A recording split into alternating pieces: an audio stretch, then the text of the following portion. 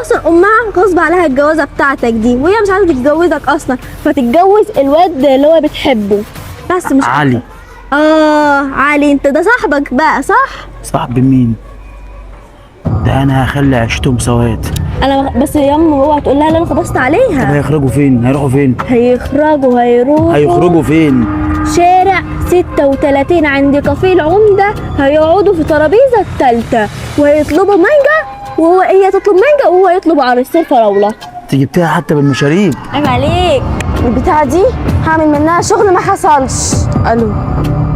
يا بنت، عملت ايه؟ لا خلاص خلعت منه وجايالك. انت فين؟ في العمده بتاع كل مره. استناك، متأخريش عليا. ماشي جايالك، باي. البتاعه دي مزولانه، انا مش عارف الاصوات اللي جواها دي. جرب نسمع تاني. يا نهار اسود.